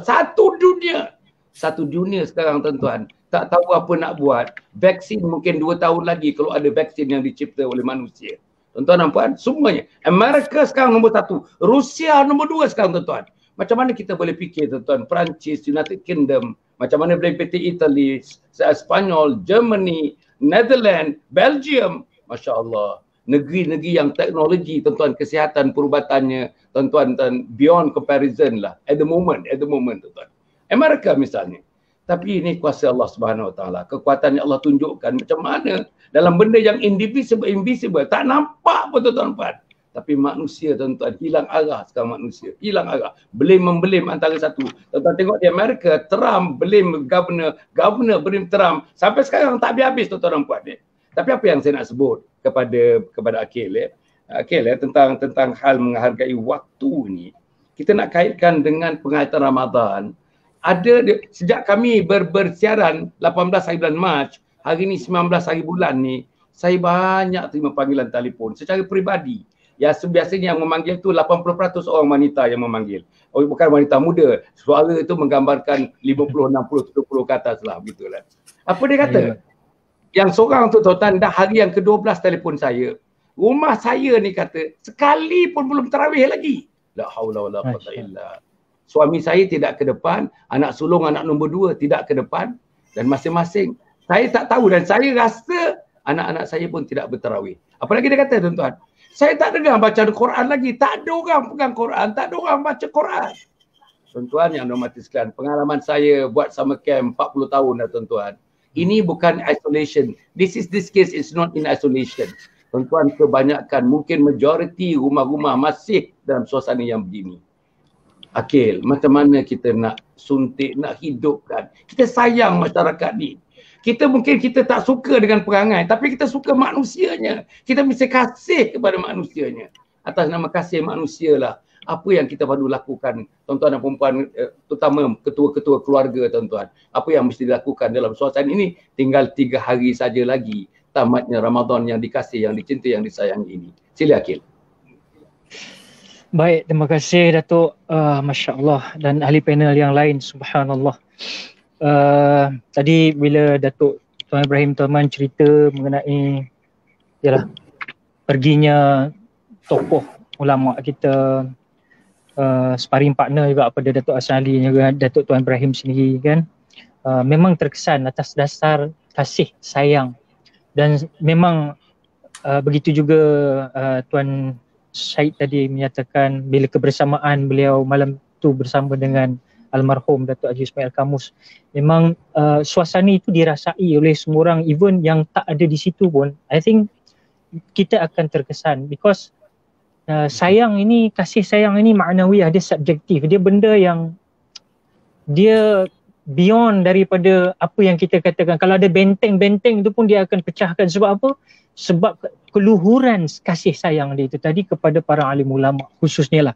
Dan kalau kita nak menjurus kepada jawapan, menjawab apa yang Datuk tanyakan ini, mengenai masih ada lagi insan-insan di luar sana yang sebenarnya tak ready pun.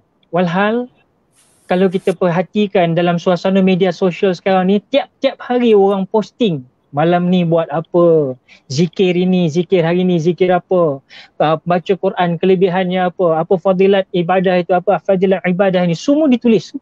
Alhamdulillah kepada posting-posting yang baik ini, subhanallah. Itu antara jariah-jariah kita nanti di akhirat insya-Allah.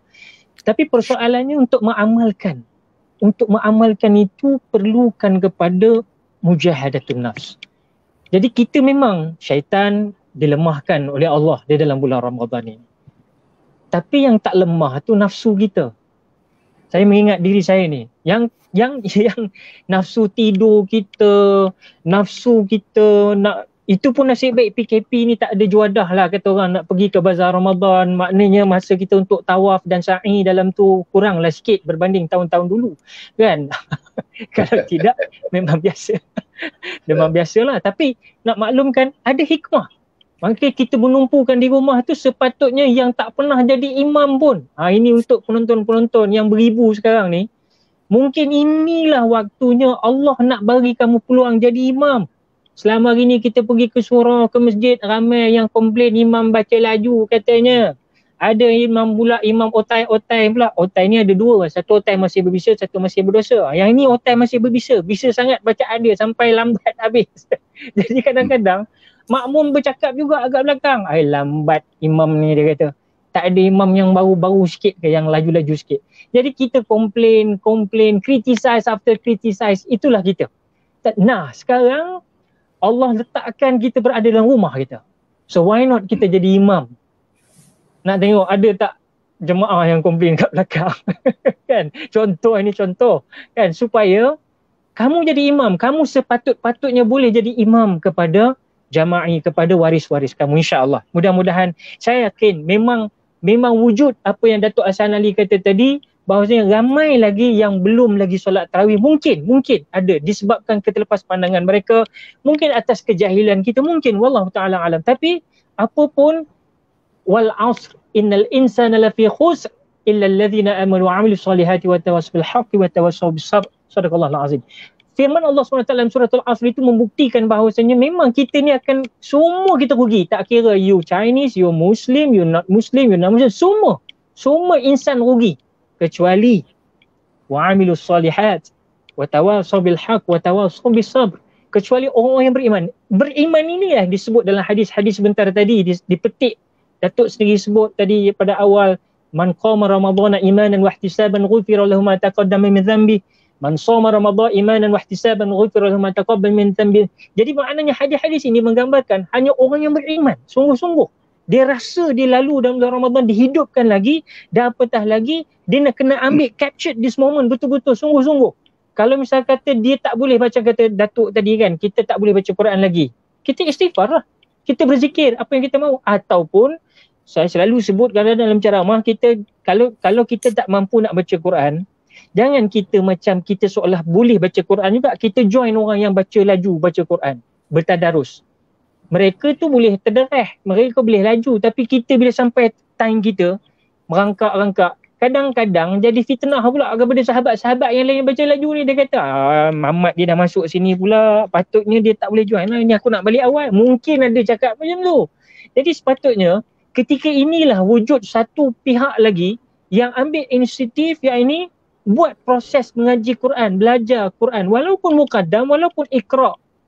Tak payahlah kita buat tadarus tu, sebab kita nak ambil, kita baca Quran ni kena yang terbaik. Khairukum man ta'allama al-Quran wa 'allama. Sebab baik kamu akan pandai baca Quran dan ajak pada orang lain. Jadi hadis sahih. Maksudnya, apa salahnya ada sekelompok yang mengajarkan orang lain yang memang dia tak mampu nak buat, tapi dia bermula daripada bawah. Itu satu. Yang kadang-kadang kita melihat juga cara kita ni untuk di akhir-akhir ni, saya melihat satu je lah. Kalaulah kita tak mampu buat semua, kan? Senang beginilah kalau satu bilalan kata-kata pepatah Arab, ma la yudraku kulluhu la yutraku julluhu. Kalau kamu tak boleh buat semua, jangan tinggal semua. Ramadan akan meninggalkan kita. Tapi yang tinggal ialah amal-amal yang kita mampu lakukan, yang telah pun kita lakukan. Dan insya-Allah yang paling penting, kalau kita tak boleh buat semua, jangan tinggal semua. Ini kadang-kadang ramai yang macam-macam. Sebab saya teringat juga kadang ada satu orang tua di kampung saya di Copenhagen, bukanlah di Denmark tu, di Gopeng Perak tu. Jadi ada satu orang tua ni, dia tak boleh ngaji Quran.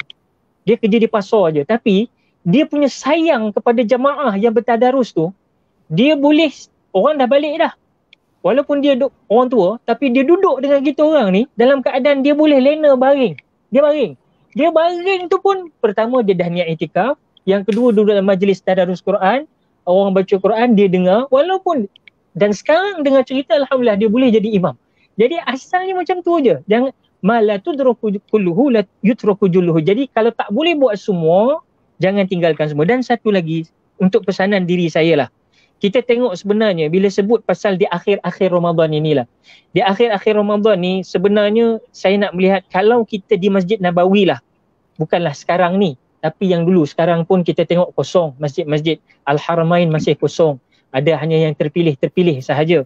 Tapi sebenarnya kalau kita tengok di Masjid Nabawi Asy-Syarif, kalaulah di akhir-akhir bulan Ramadan, kita akan melihat begitu sekali keadaan semua sahabat-sahabat ridwanullah alaihim ajma'in dan rakan-rakan semua yang duduk di sana menitiskan air mata dan mereka menitipkan doa, mengungkapkan kerinduan bahawasanya Ramadan sudah menghampiri di penghujungnya. Begitu kalau tengok Ibn Rajab menyatakan bahawa ulama-ulama dahulu, ulama-ulama salaf 6 bulan sebelum merindui, 6 bulan selepas merindui. Which mean what? Which mean tak ada masa mereka untuk tidak merindui kehadiran bulan Ramadan Al-Mubarak. 6 bulan sebelum, 6 bulan selepas. Subhanallah. Kita ni, Masya Allah, kita mengira-ngira, Masya Allah, tabarakallah, bila nak habis Ramadan ini, kerana apa? Kerana aku nak bebas sebebas-bebasnya mungkin. Jadi sebab itulah, hadirin hadirat rahimakumullah, saya nak menyatakan mengapa dalam keadaan orang-orang dulu di Madinah begitu sekali mereka sedih. Saya nak relatekan balik dengan kasih sayang dan atas pengetahuan mereka keberadaan rahmat, maghfirah dan pembebasan daripada neraka Allah dalam bulan ini. Sebab itu mereka merasakan sangat the moment itu yang tidak akan wujud pada waktu-waktu lain dan hanya ada dalam bulan Ramadan.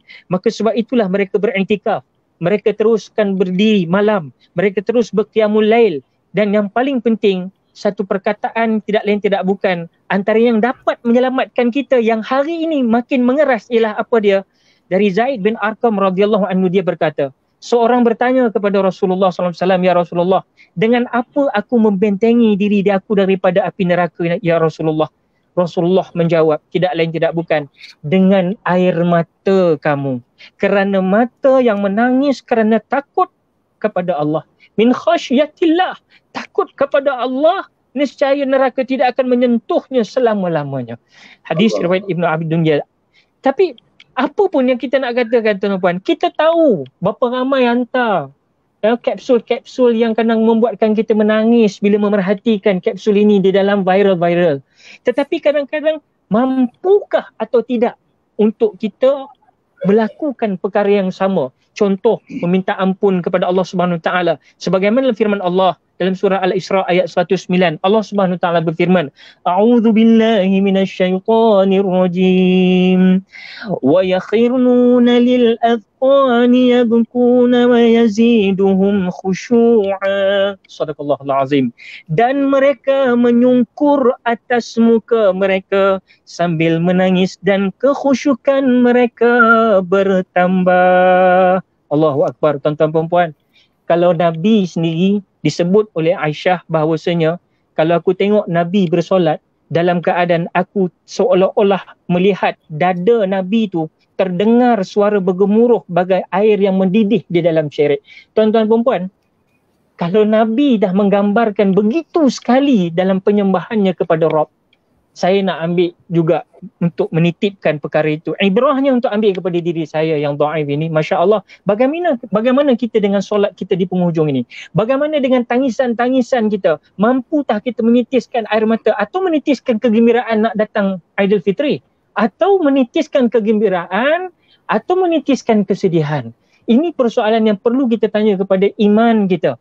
Bukan pada nafsu kita, pada iman kita. Sebab check and balance-nya hanya ada di dalam bulan Ramadan, bukan pada bulan lain. Sebab ada perkara yang halal tapi diharamkan oleh Allah dalam bulan Ramadan. Kemudian pada malamnya kita bangun qiyam dan sebagainya. Sebab itulah antaranya kita melihat antara perkara yang menyebabkan mungkin untuk melunak dan meleraikan perkara orang yang tak mampu lagi nak beribadah khususiah ini, atau mungkin dia baru nak belajar balik, dia baru nak try to make it up. Okey, tak apa. Tapi yang paling penting, biasakan menangis.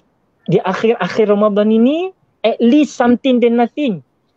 Biasakan menangis atas dosa-dosa kita. Hopefully, bermula daripada itu terbukanya nanti lembaran Syawal, bermulanya lembaran baru bagi kita. Kita mengisi tangisan kita yang lalu itu dengan kekeringan air mata itu dengan perkara-perkara baru, yakni kembali kepada fitrah, yakni Aidul Fitri adalah kembali kepada fitrah kita yang asal bersih. Mudah-mudahan kita kembali bersih. Wallahu a'lam. Allahu akbar. Terima kasih Akil. Tuan-tuan dan puan-puan, kita dah yang akhir, kita dah menuju ke yang akhir. Saya nak bagi sikit lagi nak dengar. Saya nak dengar lagi tuan-tuan. Tuan-tuan pun nak dengar, saya pun nak dengar lagi ni. Tapi untuk Akil nanti saya ini banyak yang minta ni. Ya, Datuk. Minta nanti hujung nanti nak pergi pada Akil balik dalam 1 minit beberapa bait untuk dilagukan kita sama-sama pada malam insya-Allah. Tapi kepada tuan-tuan untuk yang akhir ni kalau nak ditinggalkan tadi memulakan dengan cantik kita punya mukadimah, tapi nak mengakhirkan ni apa yang kita nak bagikan kepada teman-teman ribuan yang sedang menonton kita pada malam ni. Sila dalam masa 2 minit. Tak nak dengar saya menyanyi Okey. Bismillahirrahmanirrahim. Penonton dirahmati Allah sekalian. Pertama sekali tahniahlah sebab kerana bila kita boleh ikuti program-program yang baik, program-program yang bermanfaat, berarti ini satu anugerah Allah Subhanahu Wa Taala, rahmat Allah kepada kita. Ya. Jadi oleh kerana itu untuk akhirnya saya ingin untuk nasihat diri saya dan semua para penonton sekalian. Malam ni malam 27 Ramadan. Malam 27 ni juga termasuk di antara malam-malam yang utama yang diletakkan sebagai malam-malam yang dianggap sebagai malam yang anugerah Qadar. Dan mudah-mudahan insya-Allah kalau kita merasai bahawa 10 terakhir malam penting dan 27 ni juga malam yang sangat penting, maka kita berusaha untuk malam ini dan baki-baki hari-hari siang dan malamnya ialah untuk kita mengambil kesempatan sungguh-sungguh untuk melakukan perkara-perkara yang mendekatkan diri kita dengan Allah Subhanahu Wa Taala. Tuan-tuan sekalian, Allah Taala sebut dalam Quran, kalla bal rana ala qulubihim ma kanu yaksibun. Kadang-kadang hati kita ni berkarat disebabkan perbuatan dosa-dosa yang pernah kita lakukan. Kita boleh menangis kalau tengok filem. Ada zaman-zaman dulu Dr. Hasan Dr. Hasan Ali, dulu nak tengok Hindustan tu, filem dah habis menangis lagi. Tapi itu menangis kerana heroin mati. Kita boleh menangis kerana kita kehilangan orang kita sayang, kita boleh menangis kerana penyakit yang kita timpa. Tapi berapa ramai yang boleh mata kita bila hari akhir mata kita menangis kerana takutkan Allah Subhanahu Wa Taala. Masya-Allah. Kita tanya diri kita bila hari akhir kita menangis kerana takutkan Allah, mengenang dosa-dosa yang pernah kita buat. Sebab itu kadang-kadang bila kita istighfar, istighfar sekali kadang-kadang hati kita tak terasa lagi. Ulang lagi. Seumpama kita paku, kita letak 2 keping papan, kemudian kita pakukan dengan satu paku, mungkin sekali ketuk paku tu tak kena lagi pun. Tak masuk lagi papan yang kedua. Ulang lagi, ketuk lagi. Demikianlah hati kita. Kadang-kadang kita istighfar, astaghfirullahalazim, astaghfirullah. Tak rasa pun. Ulang lagi hingga kita rasa di hati kita penyesalan, mohon keampunan Allah Ta'ala di atas apa yang kita buat. Sebab macam pakaian lah. Bila kita basuh pakaian, macam program malam ni, saya tidak menganggap bahawa kita nak menyampaikan, nak didik orang lain, tapi diri kita. Macam kita basuh baju. Bila kita basuh baju, kita beruh baju tu. Memang kita harapkan baju kita bersih, tapi sebenarnya di waktu yang sama, tangan kita juga bersih. Tangan kita yang berus itu juga bersih. Maka demikian kita ulang. Istighfar, kita ulang lagi sampai terasa pada hati kita. Yang keduanya, tuan-tuan sekalian, bila kita ingin melakukan satu kebaikan, kita niat untuk buat satu kebaikan, Nabi suruh segera buat. Kalau benda tu benda baik yang dapat manfaat, kadang-kadang bila kita fikir kali kedua, umpama kita nak derma sedekah, kita kena buat waktu peluang tu ada. Sebab peluang ni kadang-kadang tak setiap kali waktu ada. Kadang-kadang tiba-tiba ada orang datang. Saya ingat lagi waktu saya berjumpa sedikitlah berkongsi pengalaman hidup. Saya bertemu dengan almarhum Tuan Guni Aziz sewaktu jamaah minta saya turun bertanding. Saya pergi jumpa dia, minta nasihat pada dia lah. Saya kata, Tok Guru, saya datang ni nak minta nasihat, tolong nasihatkan saya. Dia pesan pasal dua perkara. Yang pertama dia kata, sikit Dr. Azan. Yang pertama dia kata, masuk politik jangan niatnya jadi kaya. Masuk politik jangan niat jadi kaya. Nak kaya meniaga. Ya, masuk politik ini kita perjuangan. Sebagaimana bidang ekonomi, dia bidang lain, kita berjuang. Kita memperjuangkan agama Allah Subhanahu Wa Taala. Yang kedua yang saya tarik dia pesan ni, pergi ke mana-mana biar ada duit dalam poket. Ya, saya tanya, saya fikir kalau kita bukan, dia kata bukan begitu. Kita bawa duit ni untuk niat kalau kita boleh tolong orang waktu di tengah susah. Ya. Dia sebut tu, kalau kita tolong seseorang waktu di tengah susah, pahalanya sangat besar. Orang tengah susah, katakanlah dia habis bekalan RM2 motor. Saya kata, pakcik pasal apa? Dia kata habis minyak. Ya, nak isi minyak duit tak ada. Waktu itu kalau kita bagi RM5 pun dia sangat berharga waktu itu. Jadi kita tolong seseorang, kita bawa satu, katalah kita berjalan, tiba-tiba ada orang datang minta derma. Dia kata, nak buat apa ni? Nak buat masjid di Kedah, buat masjid di Thailand, nak buat masjid di Indonesia, katalah contoh. Ya. Kadang-kadang syaitan bagi kita, ini entah betul entah tidak, ini menipu ke betul. Ya. Sebenarnya bila orang tu datang, kita kena fikir positif. Allah hantar dia untuk beri pahala pada kita. Ya. Allah hantar dia untuk beri pahala pada kita. Kita ambil peluang tersebut. Jadi peluang ini tak mungkin datang 2-3 kali. Ya, jadi kalau kita kebetulan lepas tu kita tak bagi, mungkin kita tak ada peluang dah untuk bagi. Jadi oleh kerana itu, waktu kita ada peluang, kita buat. Ya, waktu kita mampu, kita buat. Ya, mudah-mudahan macam maksud pada Nabi SAW, orang yang beramal waktu dia sihat, waktu dia sakit, walaupun dia tak beramal, Tuhan bagi pahala sebagaimana dia beramal waktu dia sihat. Ya, jadi itu yang kedua. Yang akhir sekali, yang ketiga, usikum bayar. Dalam hidup kita ini, Tuhan bagi umur kita tak sama. Ada 60 tahun, 70 tahun, 80 tahun, 90 tahun, tak sama. Umur kita tak sama. Yang menentukan umur kita Allah Subhanahu Wa Taala. Ya, tetapi apa yang penting ialah kita buat sesuatu amalan, biarlah umur kita mati, ya, tapi pahala tidak mati dengan matinya kita. Ya. Kita buat satu amalan yang pahalanya tidak mati dengan matinya kita. Walaupun kita dah meninggal dunia, tapi pahala kita macam kita hidup. Sebab tu kita jumpa dalam Quran, illal ladzina amanu wa amilus solihat falahum ajrun ghairu mamnun. Ya, orang beriman, dia beramal soleh, pahala dia tak putus-putus. Ya, tak putus-putus. Saya waktu belajar dulu, ustaz saya kata, kamu faham tak apa makna tak putus? Saya kata tak putus ni bersambung. Dia kata buatkan begitu. Begini contoh dia kata, kamu pergi ke tepi sungai, kamu tengok sungai tu mengalir. Berapa ribu tahun dah sungai tu mengalir. Pernah tak kamu tengok air sungai tu berhenti mengalir? Tak pernah berhenti, dia tetap mengalir siang, malam, pagi, petang, beratus-ratus tahun.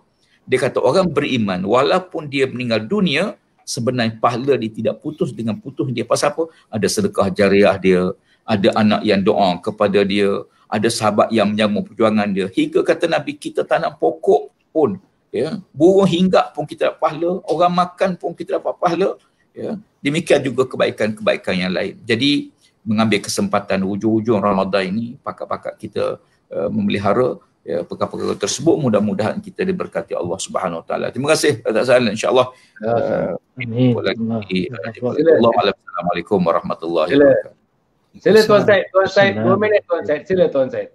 Saya nak ambil sikit aja, insya-Allah. Hujung-hujung ni kita nak banyakkan doa 3 malam yang terakhir, 4 malam yang terakhir ni. Banyakkan berdoa, cuma saya nak sebut sikit sebab kebetulan kita bersama dengan Datuk Menteri ni. Saya ingat kata-kata Fudail bin Iyad, kan? Fudail bin Iyad, seorang soleh, seorang wali Allah Ta'ala, kan dia sebut, lau anna li da'watan mustajabatan, kalaulah aku ini ada doa yang mustajab, kalau ada satu je doa yang mustajab, ma sayyartuha, aku tidak akan menggunakannya illa fil imam, melainkan pada pemimpin.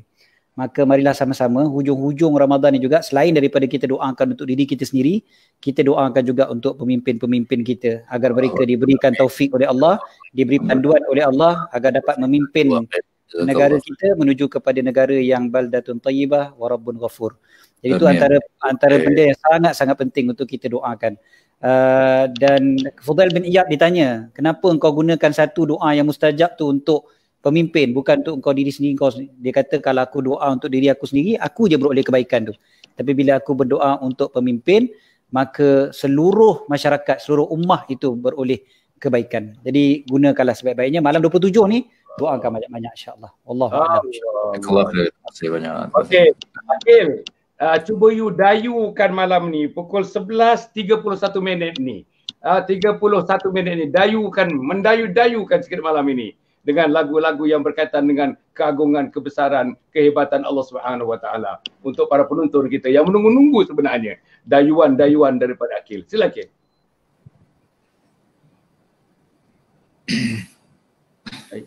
Hilang terus. Ini dayu sungguh tu. Mendayu. Macam mana dia boleh hilang ni? Tadi cukup bagus, tak apalah. Tapi saya boleh mendayu-dayu tu. Dia pun adalah tu. Adalah di sebalik itu ada. Kita tak tahu cerita di sebalik. Masya-Allah. Antara perempuan ya. Mungkin yalah ini internet, mungkin dia kehabisan data, mungkin bateri habis, mungkin habis dan sebagainya. InsyaAllah tuan-tuan dan puan ya, saya mengucapkan ribuan terima kasih yang tidak terhingga kepada Datuk Tuan Ibrahim Tuan Man, sahabat lama saya tuan puan ya, kepada Tuan Syed kita. Alhamdulillah Tuan Syed dah kali yang kedua, kali yang ketiga bersama dengan kita ni. Yang saya minta tuan-tuan dan puan ya, bila kita meneruskan selepas Ramadan, selepas COVID dan ada kembali. Ada. Masya-Allah. Tadi you hilang. You were out tadi for some moments. Yes. Mungkin dia tak suruh saya menyanyi kot, Datuk. saya nak pesan beginilah, mungkin yalah, yang paling penting istighfar lah kan, istighfar banyak-banyak kan. Astaghfirullah Rabbal baraya, astaghfirullah minal khataya. Banyak-banyakkan istighfar sebab kita tahu bahawa kita ni macam tadi sebut panel-panel, kita semua punya dosa. Ana punya dosa, kadang-kadang seorang bapa panggil anak dia yang selalu buat dosa, degil, tak mau dengar, bapak dia ambil paku letak dekat satu pokok. Mat, engkau terus nak buat dosa juga, tak apa. Kau buat dosa, bapak pakukan satu paku dekat pokok ni. Lama-lama bila dia anak yang degil ni nampak je pokok tu penuh paku, baru dia sedar punya banyaknya dosa. Kadang-kadang manusia kena ditunjukkan begitu analoginya baru nampak. Kalau tak nampak. Jadi akhirnya Mat, sekarang ni setiap kali kalau kau nak bertaubat bagus. Tapi macam ni, kalau kau tak nak buat dosa, kau buat kebaikan, bapak tarik satu paku tu. Jadi pendek ceritanya, akhirnya tinggal sebatang paku je lagi dekat pokok tu. Akhirnya anak dia kata, Masya Allah Pak, tinggal sebatang. Betul Mat, tinggal satu paku je lagi. Tapi dalam keadaan macam tu, tiba-tiba anak dia yang buat dosa ni dah bertaubat ni, menangis tengok pokok tadi yang dah tak banyak paku dah. Ayah dia terkesan, mengapa pula engkau menangis Mat? Patut kau gembira sebab pokok ni dah tak banyak paku dah.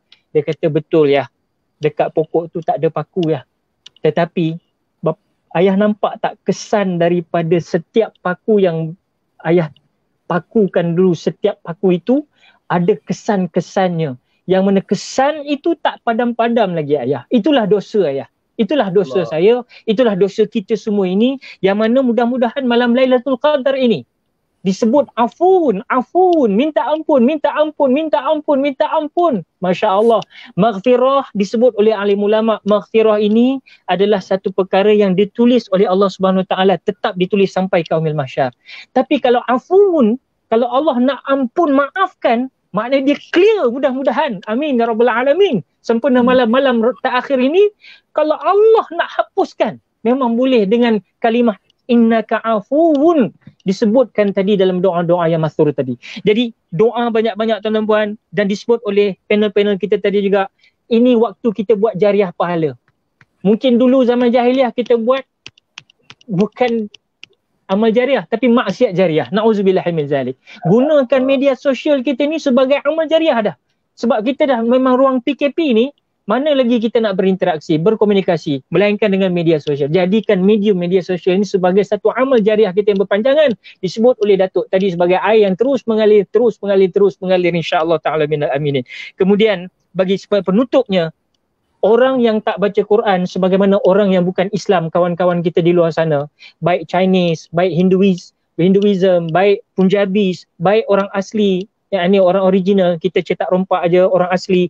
Kita nak bagi tahu semua mereka-mereka ini sebenarnya tuan-tuan, mereka kalau kita bagi Quran, mungkin mereka tak baca Quran. Kita bagi hadis, mereka tak akan faham hadis. Tetapi bagaimana sebenarnya dalam konteks Lailatul Qadar pada malam-malam penghujung ni, dengan rahmat, dengan pengampunan, dengan pembebasan daripada neraka Allah ni, kita nak buat apa?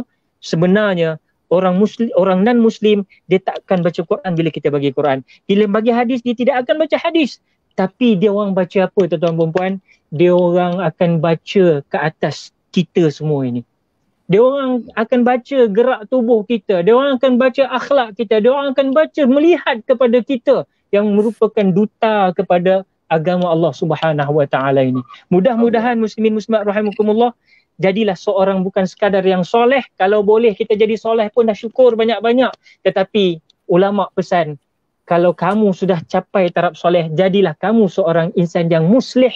Muslih bukan sekadar dia soleh untuk diri dia saja, tetapi dia menyebarkan kebaikan kepada seluruh alam sebagaimana saranan Rasulullah sallallahu alaihi wasallam. Tahniah kepada Datuk Tuan Ibrahim Tuan Man menjawat jawatan menteri kerana apa yang diusahakan selama hari ini, ini yang dikatakan Sayyidina Uthman Ibn Affan, yang menyatakan kekuasaan boleh merubah sesuatu. Dulu kita berpencak silat di atas pentas-pentas siasah yang mengatakan hukum ini tak boleh buat, itu tak boleh buat. Kita marah bukan kerana individu tu, sebab kata Datuk tadi, tapi marah kerana perlakuan yang menyanggahi Al-Quran dan hadis, tetapi tidak mampu untuk dilaksanakan kerana tidak ada kekuasaan. Hari ini Tok Guru Nik Aziz telah meninggalkan kita. Tok Guru Haji Ismail Kamus dah meninggalkan kita. Ulama-ulama yang memang dalam siasah yang cukup hebat dalam negara kita dari dulu sampai sekarang memperjuangkan sampai ke dalam alam barzakh, dan sekarang masih ada yang masih Allah Ta'ala berikan nafas. Masya Allah, kita doa sebagaimana Tuan Syed katakan tadi, kita doakan kepimpinan-kepimpinan termasuk Datuk Hasan Ali juga, orang lama.